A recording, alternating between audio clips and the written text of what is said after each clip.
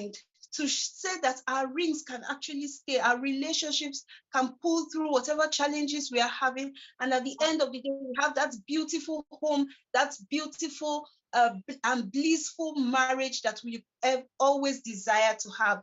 Don't forget that this show is brought to you by BRIDGEAFRIQUE magazine, home of BLISS Incorporated and Panacea Ville International. I'm Nancy Omouwadiae. I'm a marriage coach and a behavioral change expert. I am also the host of this show. So today we have another interesting couple. People I look forward to learning from today. I'm sure you also will be inspired as we have this conversation today.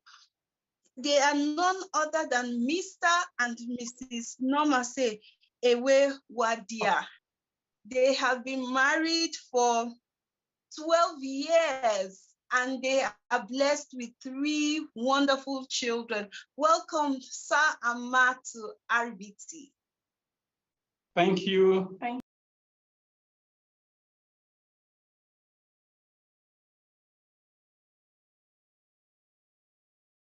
Can you correct me again?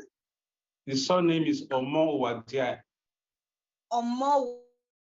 Yes. So, Mr. and Mrs. Omouwadiae, you're welcome to Rings That Bind. Thank you for accepting this invitation to be here and to share your story with us.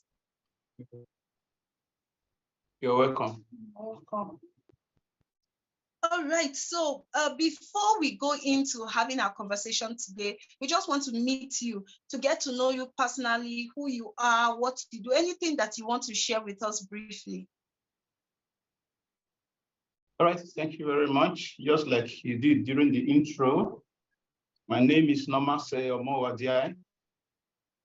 Here's my beautiful wife, Mrs. Rachel Omouwadiae. We've been married for 12 years, if I'm not mistaken. I work with an international organization in Nigeria, and I work in the IT department. Welcome. You. Yes, ma. I'm Rachel Omouwadiae. I'm a businesswoman. Nice to have you, ma. Thank you very much.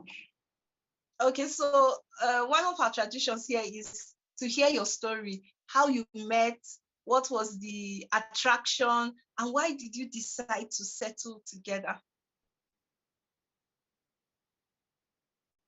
Okay.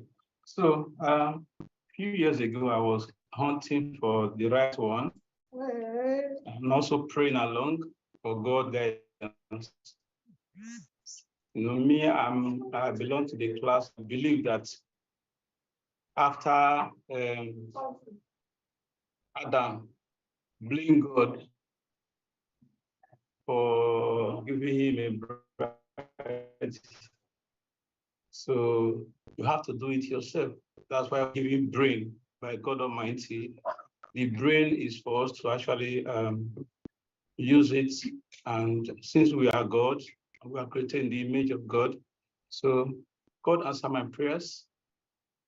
I will meet in Delta State, got married in Delta State, left Delta to Lagos. From Lagos, now we're in Abuja. And from that time till now, it has been one blessing or the other. Like the Bible says, I'm a Christian, so most times I'm making reference to the Bible. I say, he finds a wife, finds a good thing, obtain favor from God. So that word favor is very remarkable in talking about marriage. So since then, there has never been a better yesterday. So, and we are very blessed to be here. Thank you.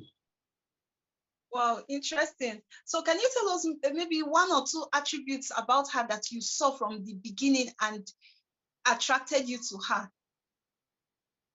Okay, first of all, even though I went to the fact that I'm a Christian, I really don't care about whether my wife was going to be a Christian, a Muslim, or other religion. But there are some major qualities that we look out for. Number 1, you have to be very intelligent. You have to be calm. You have to be smart. Then every other thing that people actually look out for, they are by the special grace of God. So once I met this criteria, because these are some of the things that I prayed for, and especially being supportive during the years of say friendship, she was always very supportive. So there's another thing that happened that I really knew that this is my wife. I had peace in my mind. There's this kind of peace that came in that I just, okay, let's shut the door to other ladies for now and let's move forward. So that was, for me, it was what really I found in her that is unique about her. Wow, interesting. Okay, so I want to ask you, as you decided to settle down together and get married, obviously there's this saying that says you never know a person completely until you begin to live with that person, right? So I don't know, were there things that you did not notice about her until you got married? Were there things like that?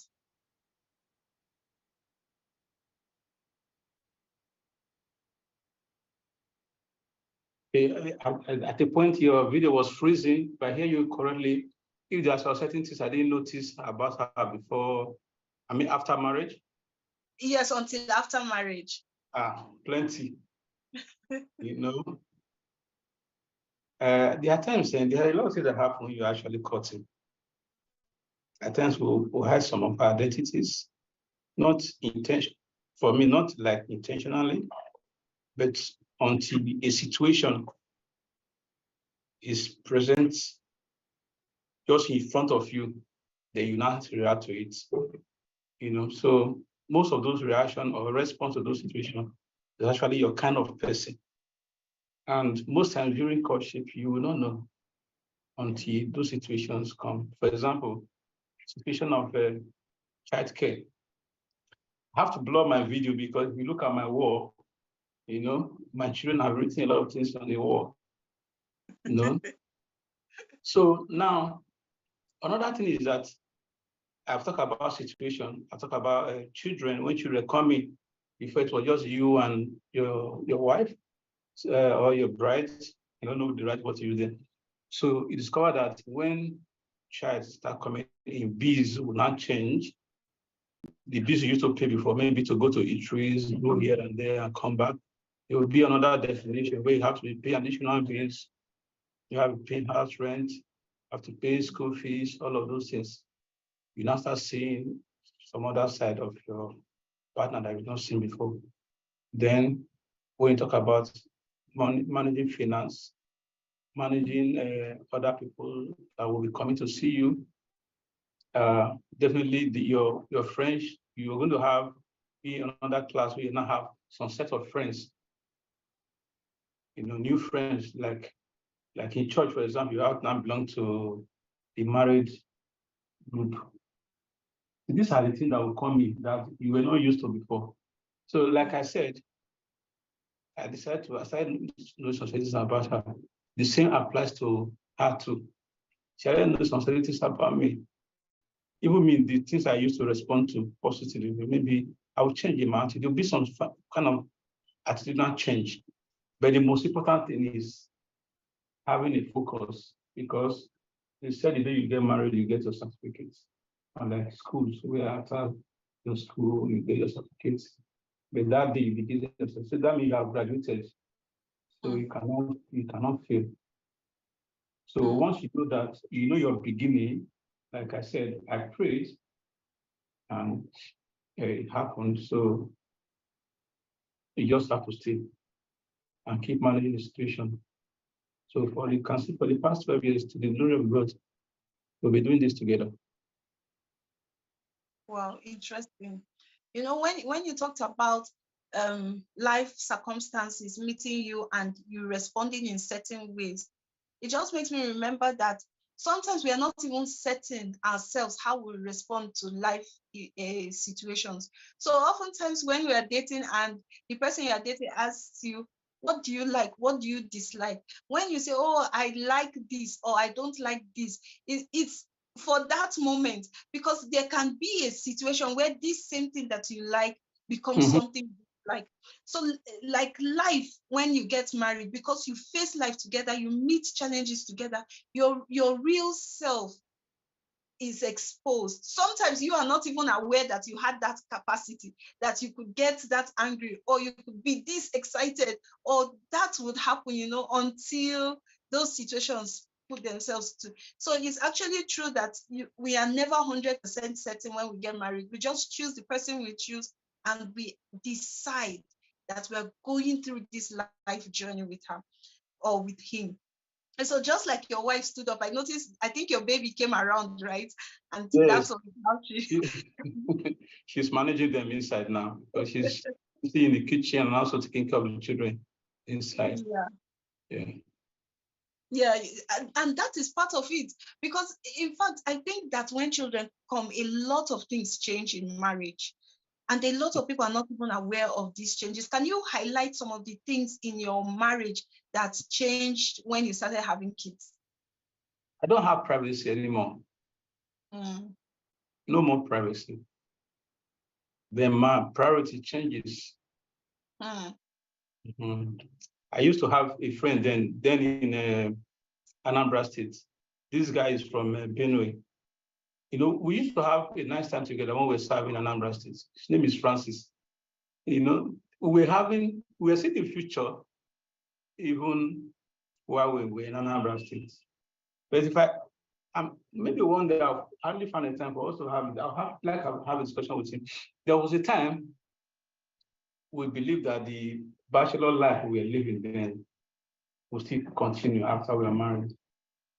But that's not the true scenario. Everything, like 80% will change. You know, so, but the truth of the matter is that it's all about those things that you see will actually help you to manage what is going to happen tomorrow. So I'm not going to say, like, as a man, by the grace of God, what we do is that every situation that comes our way, we take try as much as possible to manage them. The one who cannot manage, we try not to worry about it. You know, the condition of the country today is very challenging. To actually stay in marriage and sustain it with a lot of issues from here and there, you have to be very focused. One major thing that really works for me is focus. In a sense, the Bible says, "He who puts his hand on the plow does not need to look back." You know, you move forward. You know, the one that you can do, you do. The one you cannot do, forget about it. That's my belief. Why forgetting about it is like you put it on one side. It's there, but you don't pay attention to it because at the moment you don't have any answer to it. You just leave it there. One day you get inspired to actually look at those things.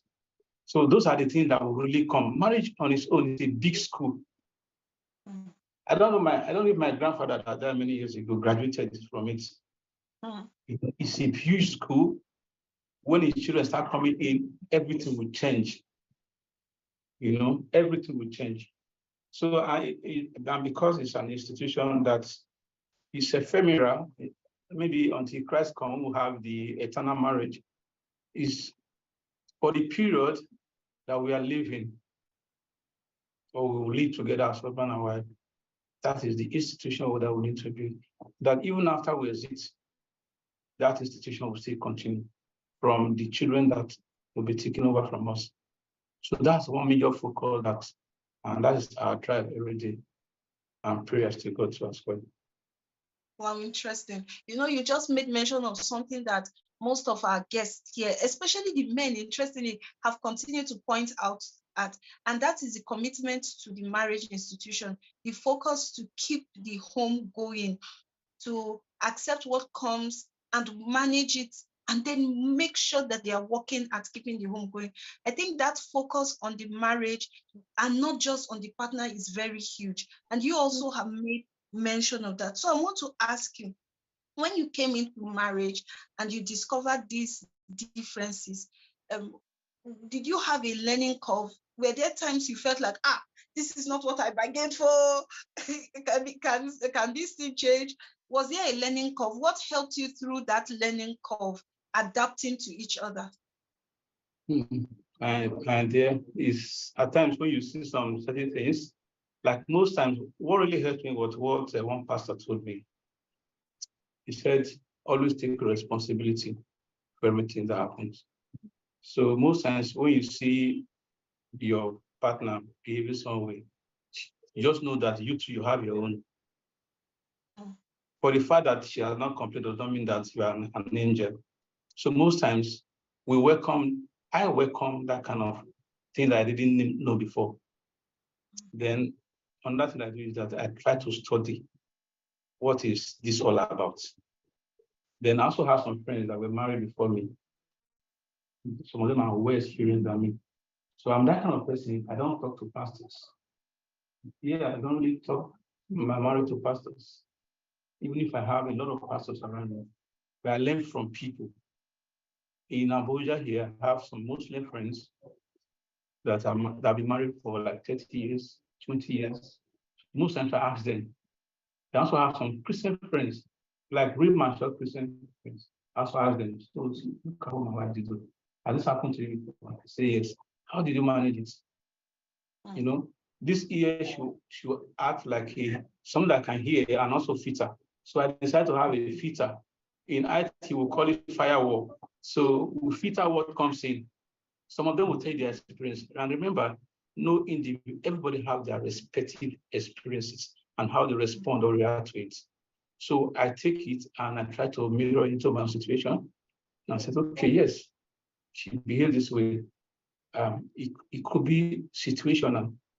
You know, could be that because of the situation I was before her or before me, that's why she responded like this. So having that in mind that nobody is perfect and everything that comes in, we should be able to support ourselves to make sure that we become a better housewife or a better husband is very, very important. Support. Wow, interesting. So you mentioned two things that stand out for me. The first you have mentioned is what I would usually call when I teach assume sameness. So when you said that if you saw something in your wife and you didn't like it, you also remember that you also have yours, and it's just because she has not pointed it out to you. So like that principle of assume sameness is saying we are all flawed, kind of. So nobody is more superior than the other. It takes away that judgment. It takes away the feeling of superiority or self-righteousness within that situation, so that you're able to look at it and be more objective. So I thought that was a powerful point, and I needed to reiterate it so that our listener will also benefit from that.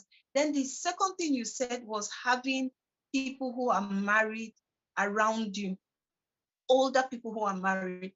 And for me, I find it interesting that you have both Christians and Muslims. So it's giving you a broader perspective of things. It's not narrowed to just your own faith. You have decided to spread your net beyond your faith, which gives you a broader perspective, and it helps you know how other people relate within their own circles. So I thought that was powerful. And then you said, but you have filters.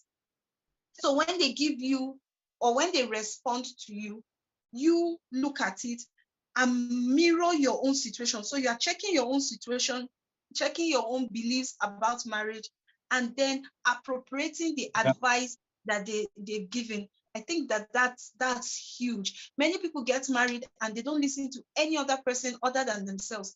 It's danger already.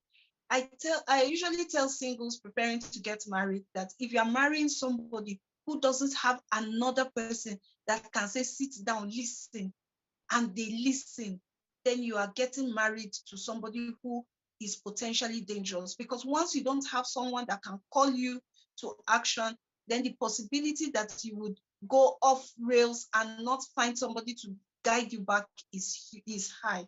So that was really, really interesting. Thank you for sharing that. I think that a lot of people would benefit from hearing that.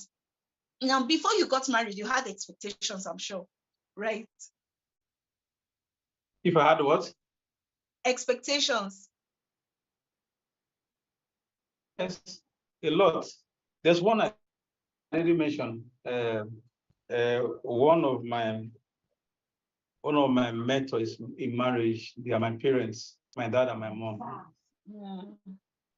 I remember the day I got married. So as we're driving out of the church, you know, I was already seated with my wife because I've already fulfilled all righteousness at the back seats. So my wife, my mom came from the other side, and there's one sentence she made. He said, "The day I hear that you touch your wife," as in physical abuse, he said, "You cease to be my son." You know, that thing eats me. You know, there are certain times in life where if you immediately you are married, now it's okay. Definitely said, who is that man that wants to build a house? I will not sit down first and make calculations how much it's going to cost. In our early days, do we really have that sort of comprehensive calculation? No. But one thing that was very major was that we really want to have a successful home. You know, that was our full expectation. Then another thing was that those things that we suffered while we were with our parents, our children will not go through such. We have that on the table. So the expectations were very high. So as I speak, you know, it's like I was telling a friend that said, those of you that watch soccer and love football, like me, I love football as well. You know, when the guy takes the ball and is running towards his opponent, and somebody attacks this guy and he falls to the ground, even if he's falling, his eyes are still on the ball. Not the person that attacked him, his eyes are still on the ball. So those are expectations, and the expectation of that will score. So we have expectation for how we're going to take care of our children, how we're going to further our schools, how we're going to become better parents, how we're going to be very supportive to those that come to us, and even our nuclear family, extended family, nuclear family, and extended family. We have all of these expectations, and the family is growing every day. The expectation is increasing more. So at times I just say, when will all of this end? So my parents, first of all credit goes to them because of their advice. You know, they told me never to be too ambitious in life. So cut your coat according to your clothes, not your size. You know, so every day, God has been helping us, and our focus is still on the ball. Yeah. Wow, interesting. I was, as you were talking about expectations and the things that your parents told you when you were getting married, I just looked at how blessed it is to have a support system as you come into marriage, people that are there to hold you to account in certain things.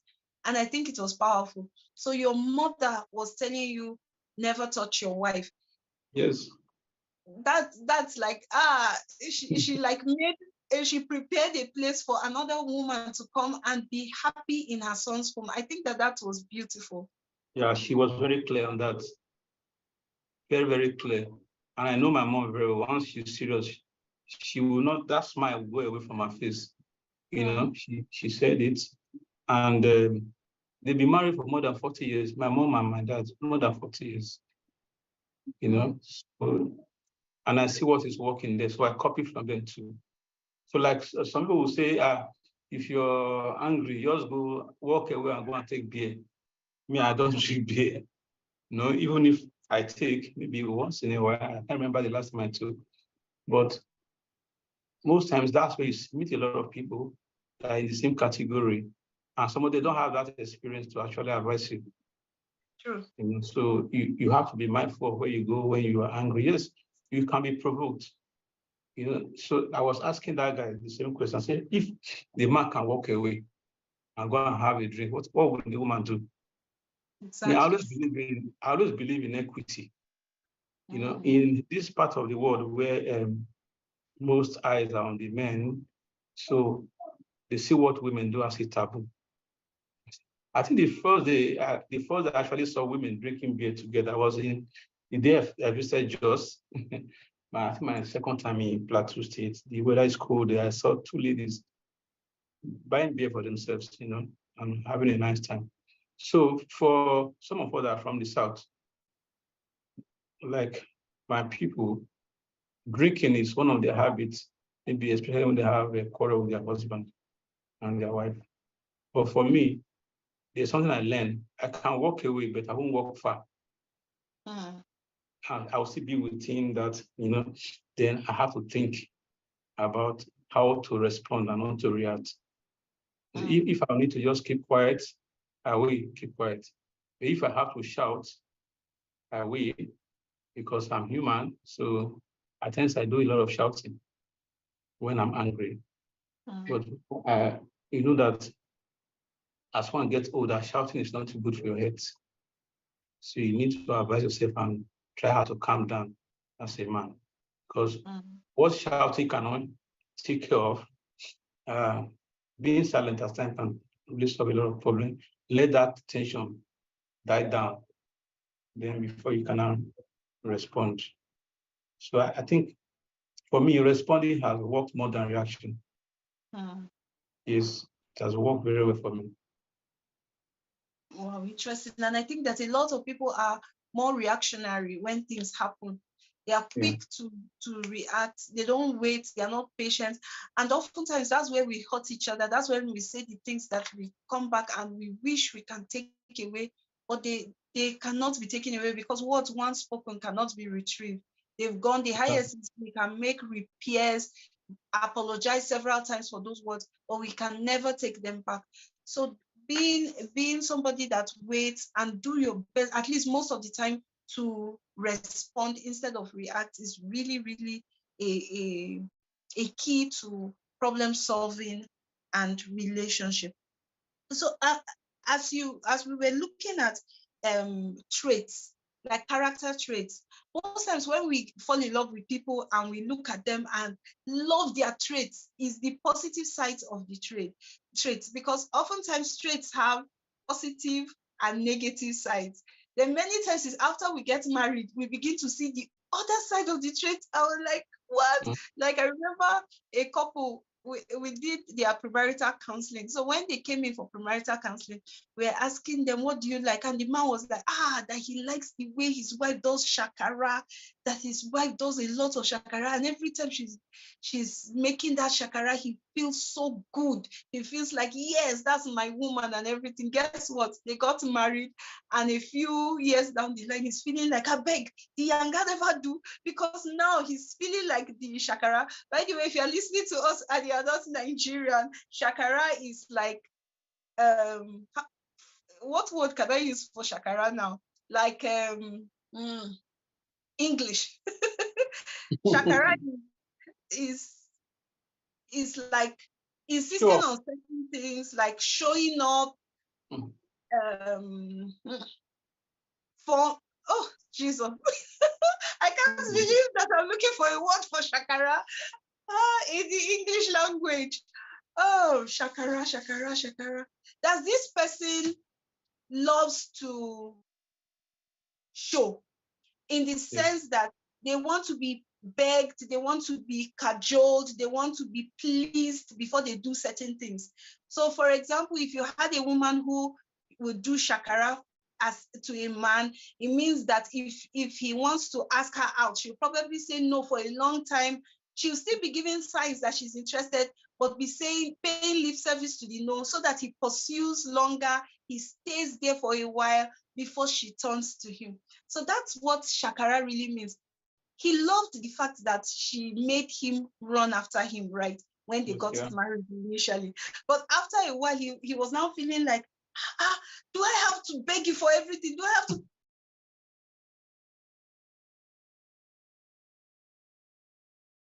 The video is closing from his side.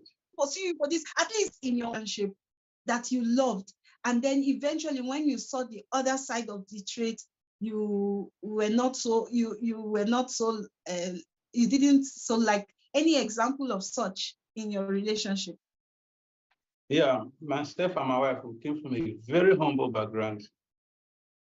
Yeah, so there are some traits that, for me, means a lot, almost like a taboo. Then why some of these things I see as a taboo to her is nothing, you know?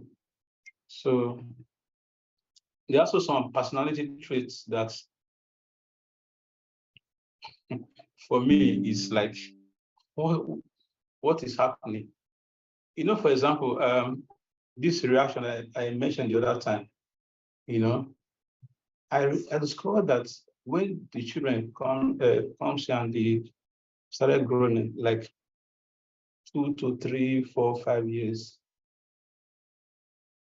you see this person that was quiet before shouting, "Sit down there, do this."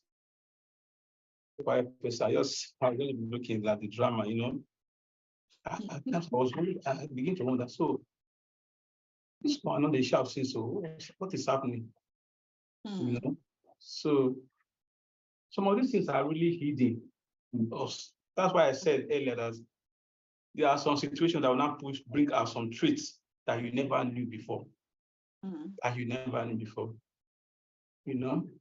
Then there's other traits that I also discovered that is challenges me more. My wife is a very generous woman. In short, I don't understand. At times, like a few days ago, I had a friend coming in from another state to Abuja. This woman would not allow me read. I think it was their first time in Abuja that I should go to the airport and wait for them. You know, I was wondering, this 204 is now 530 per liter. So I should drive to the airport. But I have to listen. You know, it's not that I don't have that trait in me, but hers is more than mine. She can give her last penny to support anybody. Just that he just wanted to be fine, including my security man here. You know, at the time she was cooking for the security man almost every day to come out or something because the boy was looking kept. So I was wondering, which kind trait be this one? Me, the environment I come from is a very hostile environment where you don't really trust people like that. So that has been in me. You know, hers was not like mine. So when I see something like that is positive, I try to embrace it instead of just push it aside. You know, I also have to make references to those that have practiced such kind of behavioral response to other people's need. So I did it, and the long run I was happy that I did. You know, those are some of the positive traits that I've seen. But for negative traits, apart from the one I mentioned, this shouting that came out that I didn't even know before after we started having children.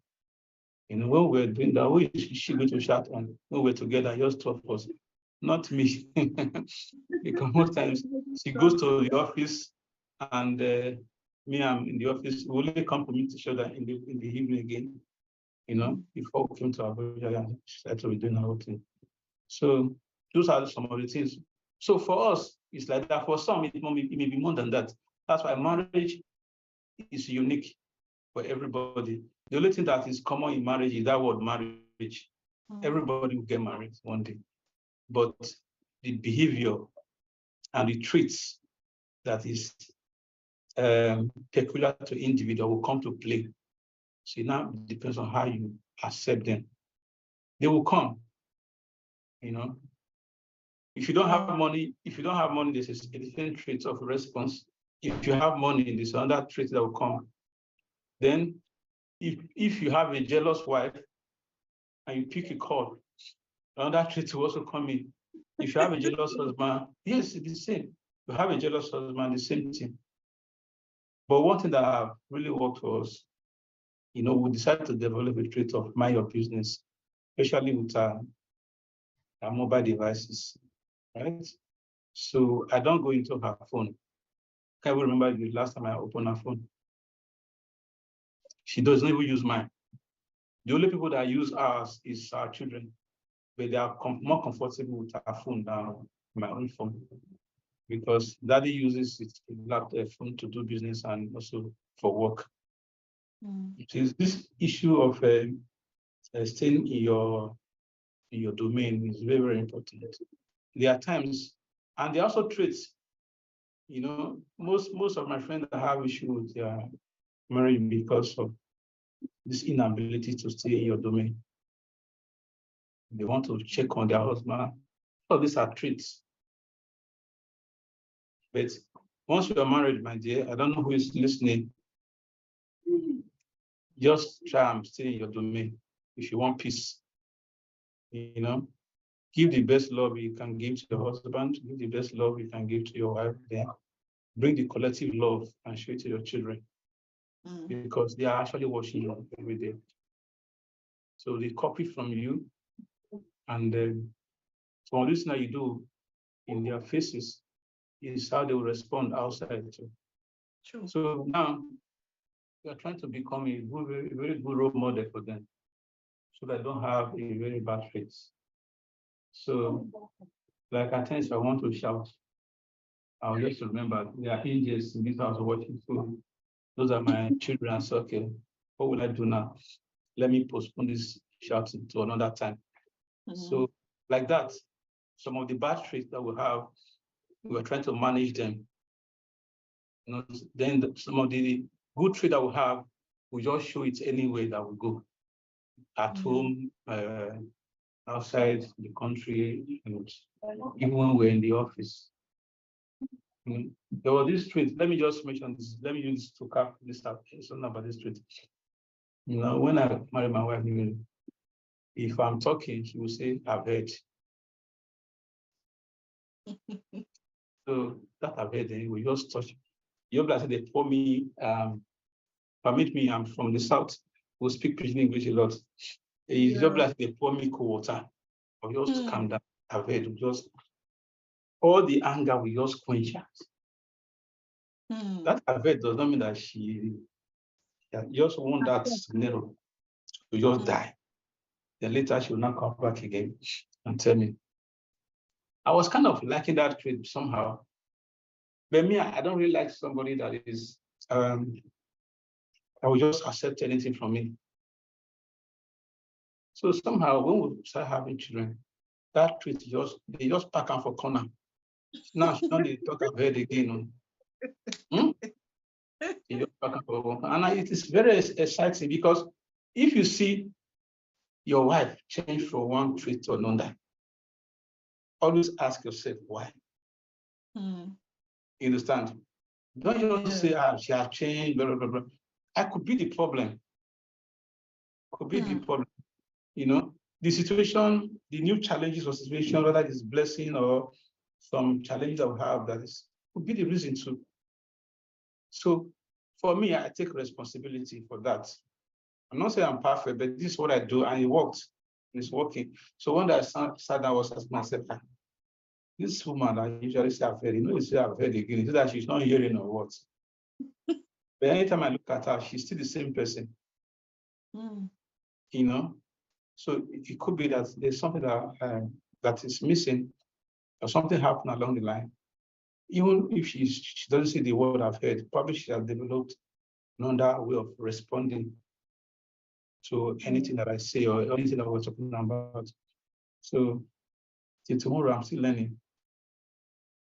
Wow, interesting. Yeah. And you know how children come and change us. So yes. The possibility, because sometimes there's that tendency that we want to take on the role of evil mothers to our husbands because we have been mothering and instructing the children throughout the day. So you don't take instructions from them, you give instructions, and you have to insist certain times for them to do those things that they need to do. Then unconsciously, you are also transferring that to your partner instead of using your usual method of saying, oh, I've heard you, and then come back later to reiterate your point. You want to insist and say, no, this has to be done, because right now you are insisting with the children, go and do your homework now, don't wait till tomorrow, because tomorrow you have to go to school, and all those things. They change us kind of. Having children is a wonderful experience, and then it just opens a different world for us. And sometimes we do not even know who we will become when we have children until those children actually come. Yeah, you just mentioned school now. You know, let me mention one of my experiences. Audience, please forgive me. I have to say this. You know, most times I don't know the age of my children, and I don't even know their classes. Wow. Yes.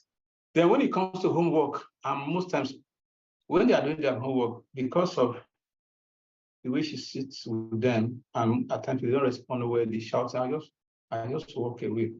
Go and sit inside the room, or just sit inside the car and wait for them to finish the homework, the shout, and then I'll come back again. Do you know that the first day I saw their results, I was like, I'm not part of this. You know, the only thing I do is that I can remember I paid their school fees, but this success I'm seeing, I'm not really part of it. So at times I will, because of my schedule, I'm a very busy person. So at times, because of my schedule, I hardly go for PTA meetings. I don't even know. There was the day I said they shouldn't add me to their WhatsApp group in the school, but most times they communicate using some of these digital platforms. And because if they do, I won't respond. You know, so at times, if by any chance they forward anything to me, I just forward it to my wife. So we go and look at it and see how we can be part of it. You know, you see, now while she's doing all of this, I'm having lesser attention. You know, so that girl that you married that used to give you 24 hours attention, now that she has become a mother, that attention is going to be divided. So if you have like 2 children, that 100 is going to be divided by 3 people. You have the lesser part, you know. Then if you have more, you also have the lesser part. So those are some of the dynamics that comes when you're married. So you need to be able to adjust your life. If not, you have issues. But one thing that that has really scared me a lot was I don't want to be an absentee father. I'm scared of that a lot. So like weekends like this holiday, now try as much as possible to just, you know, stay indoor. You know, even if I'll be chatting this morning, like we're on holiday, but I'll be working this morning. So just stay indoor, try to hear them, they come around me and say, yeah, hello. You know, but it's part of the thing that we really have to, you cannot run away from once you're married. True.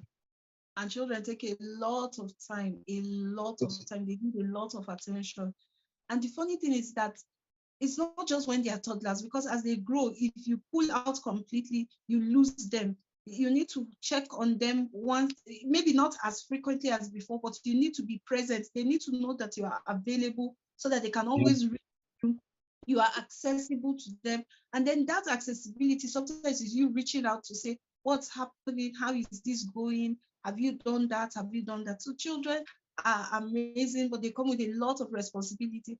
And I think that a lot of people have issues when they have children, because they are like, all of a sudden you're not giving me attention. The attention is with the children and all, not understanding the dynamics and the demand that comes with raising children. Of course, as spouses, we should balance it, but the balancing is challenging because the children need attention. They are young, they are fragile.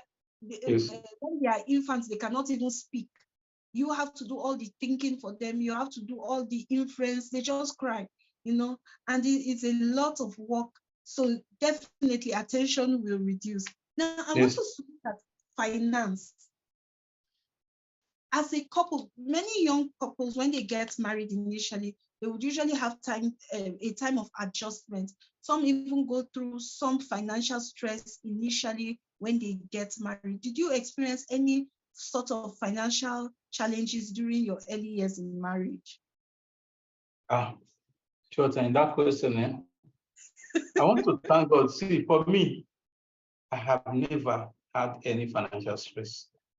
I have never, you know. Okay, let me put it on a scale of 1 to 10. I would say 8. So, but one thing that really helps, I don't have my own. I don't have any money that I call my own money. It's for the family.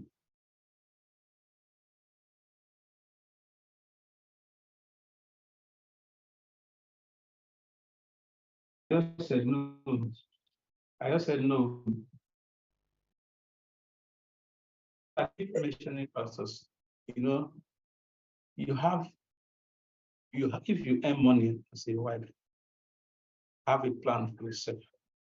First, the Bible said love your neighbor as yourself. That means you are primary. Every other thing should be secondary. Now, we used to have a joint account. We still operate the account till today, right? She has her personal account as well. I have my personal account as well. But we contribute to the center. Okay. So then for my own pay, we distribute it. We have a plan for it. We have a account for home keep. We have an account for projects. The only account that is really lacking is the account for vacation. Nigeria not let us come out for here going any place. That one we know maybe we're planning towards making better, but for financial strain, we've never had it bad. By the grace of God, we've never had it bad. God has been very faithful to us. Well, I like your financial planning.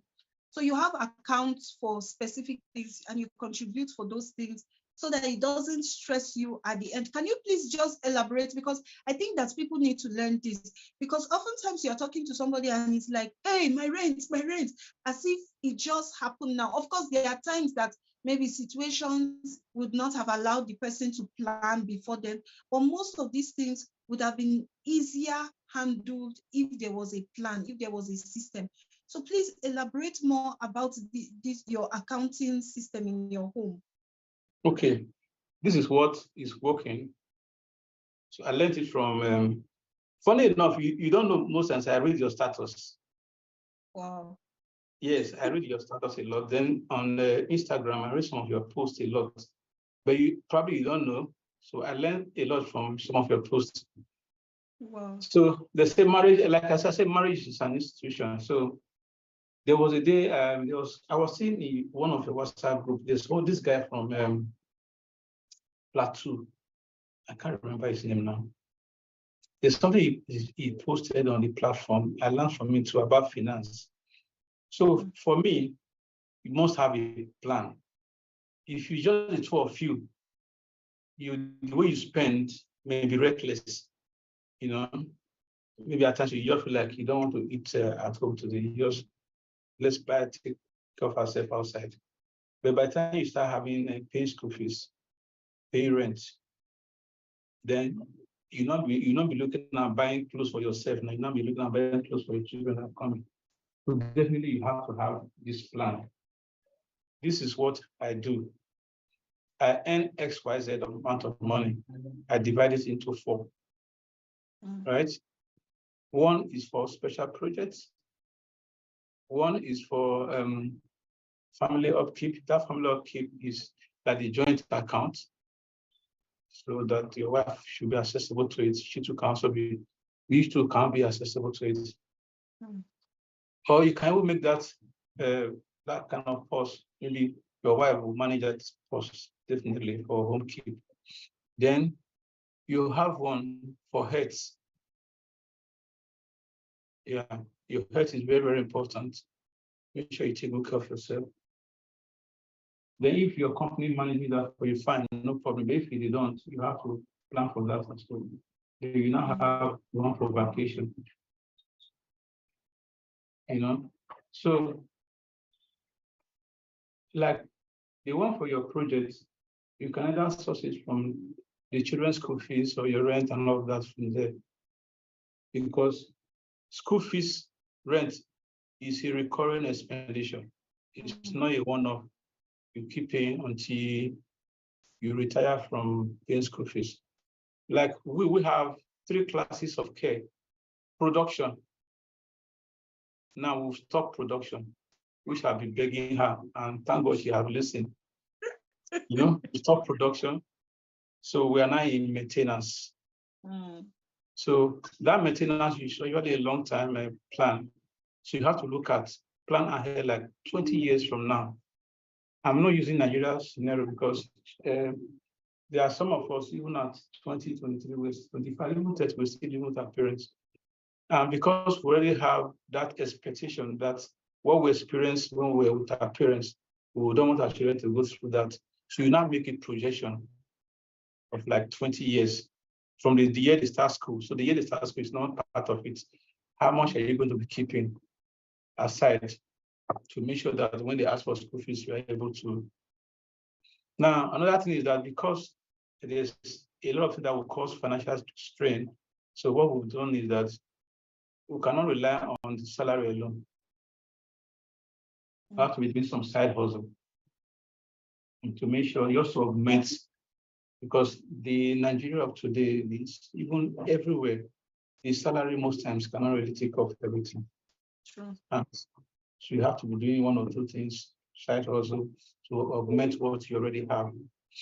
So you look at these 4 plans, these 4 pockets or wallets, and see how you can fund them either from your salary plus your side hustle. And you have to be faithful in doing that. Does not mean that you have to earn a lot of money before you can actually maintain this. You can be earning like 50,000 naira, 100,000 naira, and you have to make sure you fund these wallets every now and then. So if you plan for this, when it's time come for you to renew, like I said, it's a recurrent expenditure. You will just take from that place and fund it, and you move on.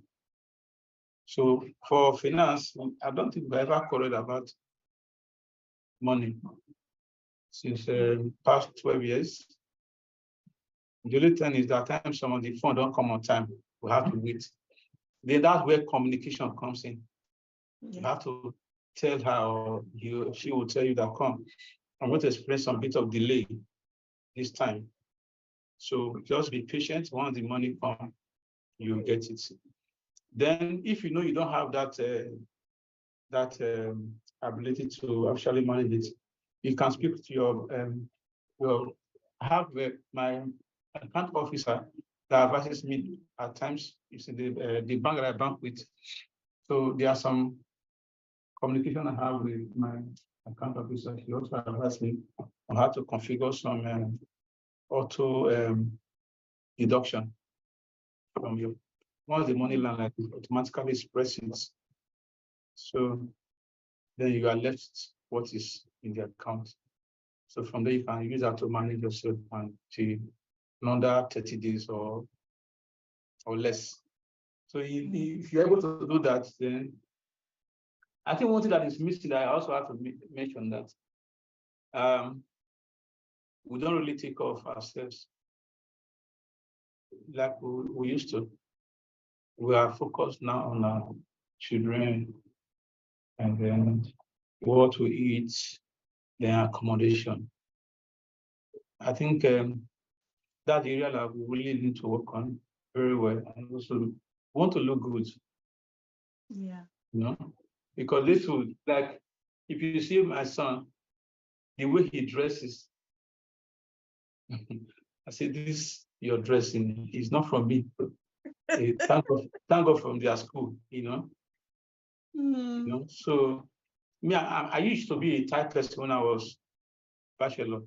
Used to go to the market, pull out some ties, then I know they wear tie again because of the nature of the job that I do. So those are some of the things that will come up. This will change the dynamics of how you manage your finance.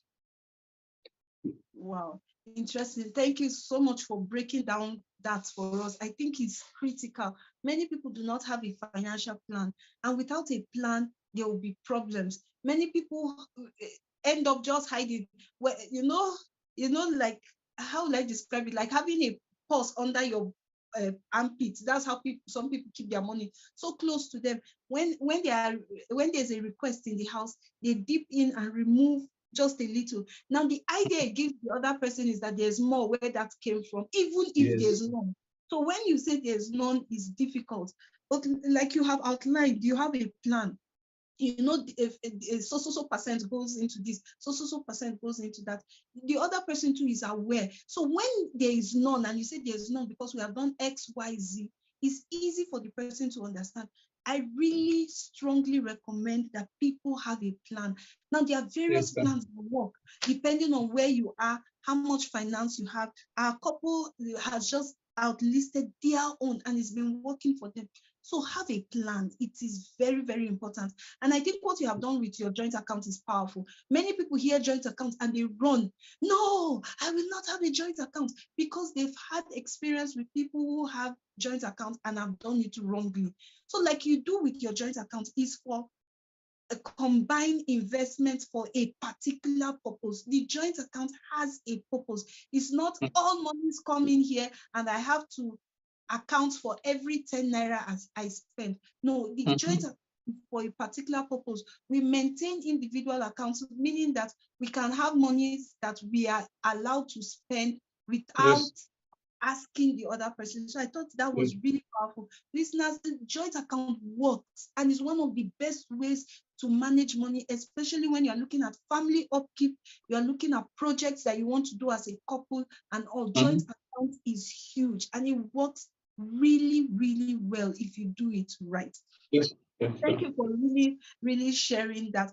I wish that your wife was here so that we get her own perspective too. But I understand because of baby and all. Taking care of the children. Yes, she has to be there. Now, I want to. So as we looked at, okay. So another thing I wanted us to look at was relatives. That's extended family and relationship with extended family. In your home, how do you have a system? Like before you got married, did you have an agreed system of how to handle family? If not, did you develop one after you got married, or what do you do to manage family? Okay, family is very important. If you want to have a long-lasting marriage, protect your wife. You know, most times, I'm not saying that all families are the same, but what I did was I protect my wife from my family. It's not that my family is bad. I have a very wonderful family, good brothers and sisters. But the way I talk about my wife in their presence, you know, I don't put down my wife in their presence, even when she's with me or not. If I go home visiting and she's not with me, I don't just say, that's my wife. No. Even if, for example, my wife didn't give me food this evening, my family, extended family, will never hear about it. Now, bringing in other family members to the house, you know, we always say before any family member comes to the house, we discuss it. The numbers of days the person is going to spend, what the person is coming to do, have an understanding. Communication is very important. Yeah. Very, very important. So that once it's going to the time the person will exit, we know that the person is also going to exit. And if the person is coming, what are we going to make sure to keep the house ready for the person, so the person will be comfortable for the period that he will be around. Then if the person is leaving, we also plan for what we can give to support the person before he leaves. So there are some that will come for a visit. There are some that will come for trouble. This is Africa. There are some that will come to come and see what is happening in your home. But one thing that we've done is that we don't talk down on ourselves before our family. It's a taboo. Between me and her, we don't talk down on ourselves. We manage family very, very well. You know, we are trying our best, even if at times some information will sneak out of the house. But we'll try that the amount of information we tell the family, we put out your family members is we have filtered it, we'll sieve it, we'll boil it, we microwave it. You know, we have to refine it first. It will be shining like gold so that you won't see any spots. If you just give them like crude oil, they'll go and refine it, they'll get granite oil, they'll get petroleum, they'll get everything. And that is the information that will be before them. But we'll make sure that all the information they get is a refined product. It's beautiful. So that's one thing. That's one way that we try to manage family. So she has a very wonderful family too. Me, I have a very wonderful family. Like I said, her background from her family that she brings into the marriage, and my own background that I brought into the marriage, we have to find a place where it will converge. Yeah. You know, so if there are some that will cause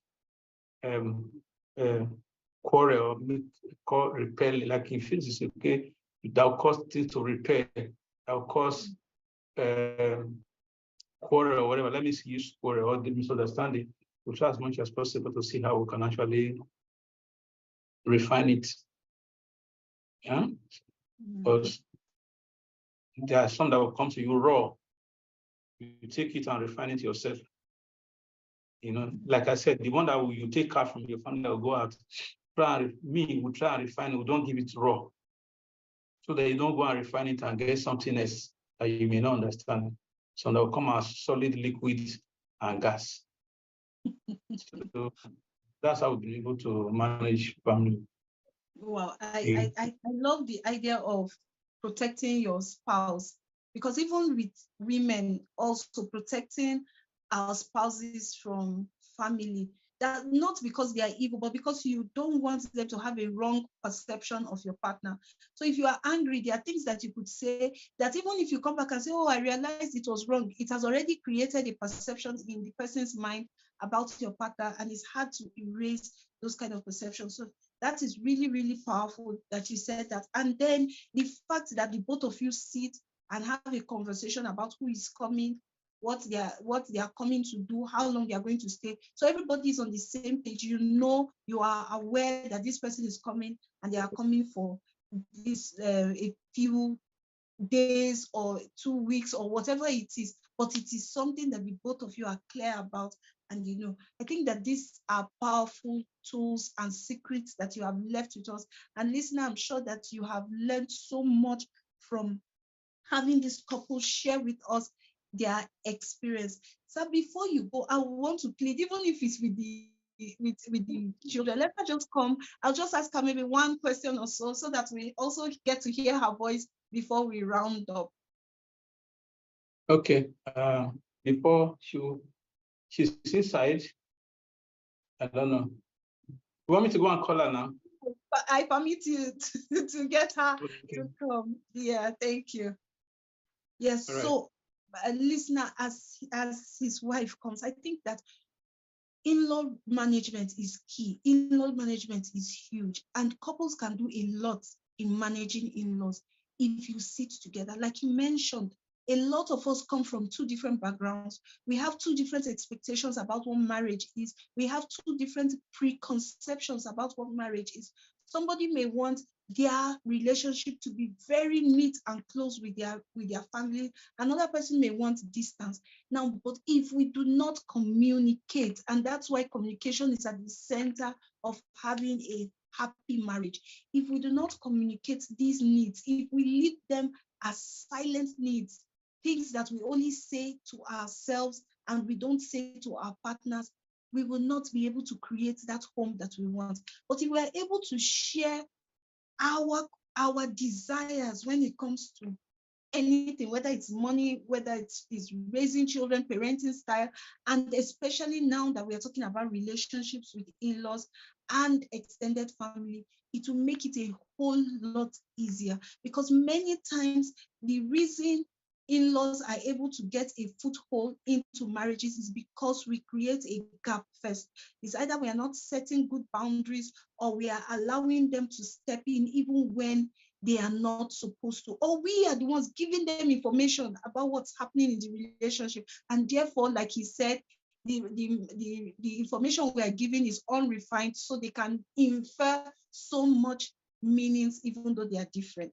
Ma, thank you for coming. Sorry, I understand that the baby has been. I'm so sorry. Yeah, it's all right. I understand that you've been having to take care of the children and all. It's okay. Before we leave, we just wanted to hear your voice and your own opinion about certain things so that we like have yours, right? So I wanted to ask, after you got married and you started living together, what were some of the things you began to notice about him that you didn't know before you got married?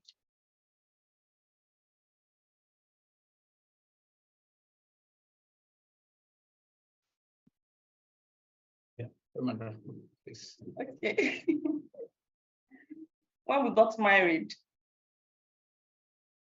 I discovered he was a prayer warrior.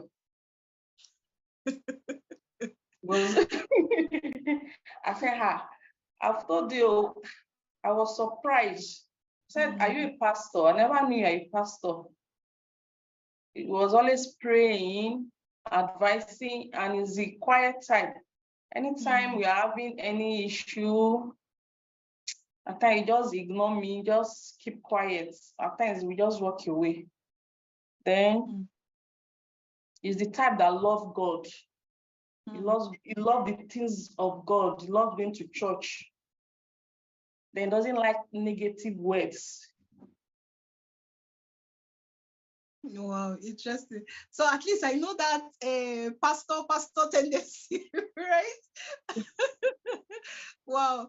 You know, it made me remember this joke that this guy married his wife and that was their wedding night. And then she began to pray for hours and he was lying down on the bed waiting for her. Finished the prayer. She was entering from one level to the other and all. Yeah, so things that we get to know. Now, as you look at those things, are there any traits in him that you also saw that you didn't really like?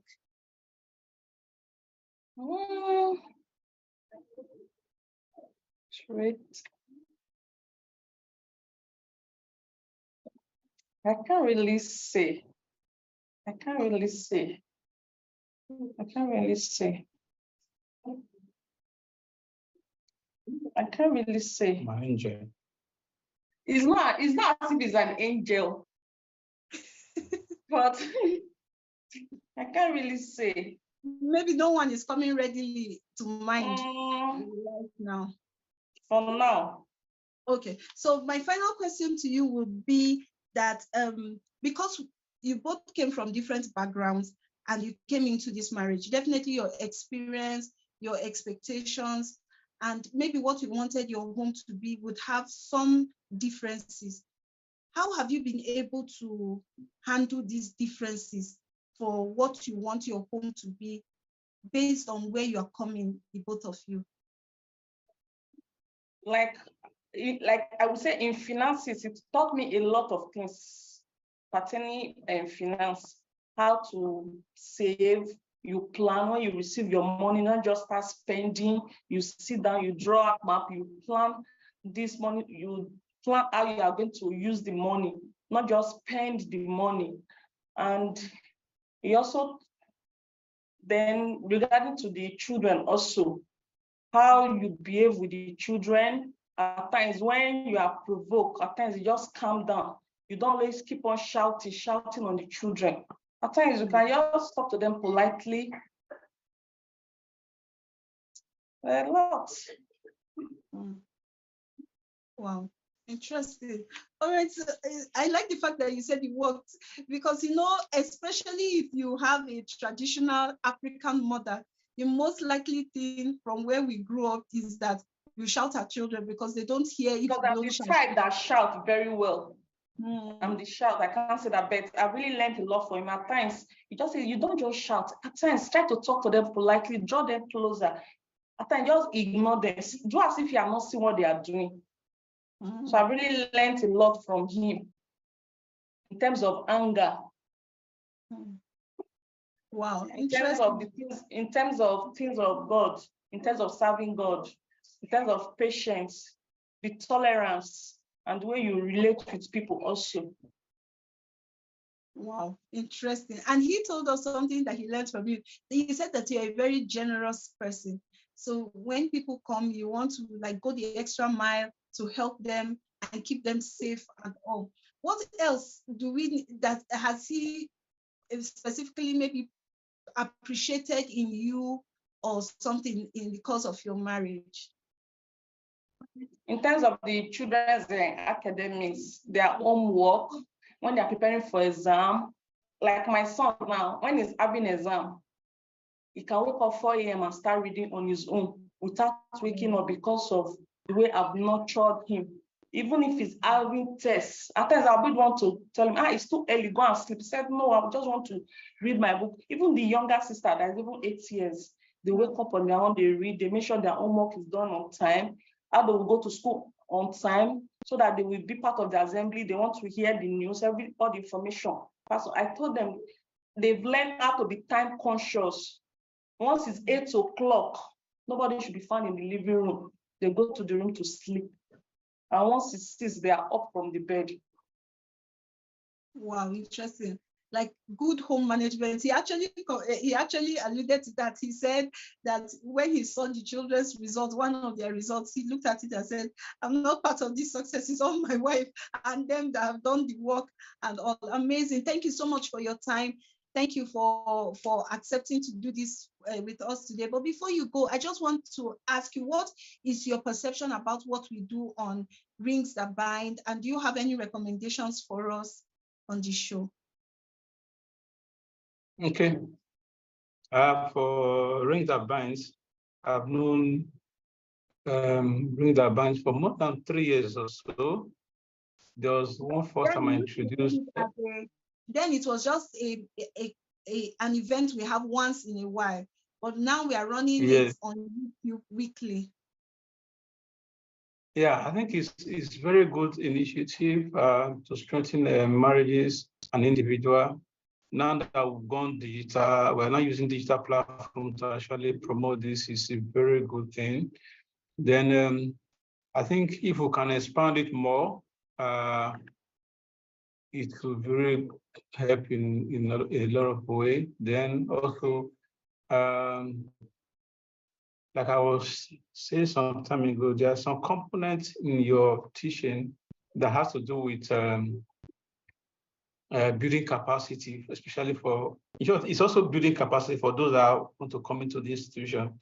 You know, these are some of the things that are missing in some of the people that are supposed to be the stakeholder, you know, that they don't really do properly. You know. Then the other area that we need to look at is that we shouldn't just look at the religious aspect of it. We have to embrace every other component that goes with it. Then it should be open to both, whether you're a Christian, non-Christian, Muslim, wherever. Then also partnership is very, very important. You know, building partnership with people that have been in this business for a long time. It will also help to strengthen what you're doing. So those are the areas that I will look at: digitalization, building partnership, and also see how we can use it for capacity building for those that want to go into this institution, because marriage is not a joke. It's not a joke. When you say I love you using BBM, we started with me and my wife started with a BB BlackBerry. That's right. So part of my toasting was done through BlackBerry. She was even a bigger version of BlackBerry then. Me, I was using one smaller one. So using all these platforms to actually engage people is very, very important, and see how we can make life better. You know, so those things that Jesus would have been doing if he was present, that's what you guys are doing, and it's highly commendable. So those are just the area that I really see that we can actually strengthen this institution. Well, thank you so much. Yes, and right now, let me even say it publicly.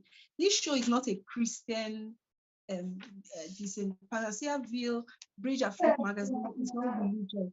So even for this show, we are happy to have couples who are Muslim, couples who are not even Christians to come and share their story. All we want is people who are willing to be honest, willing to come share their challenges and inspire another person to work on their marriage and also build a happy and stable marriage. So it's open to everybody. And then when you talked about expanding to other reach, I'll personally chat to you and get to hear some of your ideas about that, since you are in the IT space and the internet is part of your world. So I'll chat to you and get to hear that. Thank you so much for your time once again. And we hope that if we have any reason to call you back, you'll oblige us and be here again. You're welcome anytime. So we were talking with Mr. and Mrs. Normase, and they have shared a lot with us. I'm sure that you have learned something definite from this conversation. Make sure that you apply, that you don't just hear, but you apply and use these things to build your marriage and have that relationship that you've always desired. Now on BRIDGEAFRIQUE, we are having a new and interesting show that is coming up. It is titled 22 hours of history. Sorry, 72 hours of history. 72 hours of history talks about a talent hunt for you young people who come into one house, would have 20 guests in one house, showing their talents, having people train them, and eventually one person will win from that house. It's going to start from Nigeria, but we hope that it will reach other countries in the world. So just stay tuned, because we will tell you more about this. And like when we were talking with Mr. Normase, he mentioned that we have a Facebook page, we have a Facebook group, we also have Instagram, and we do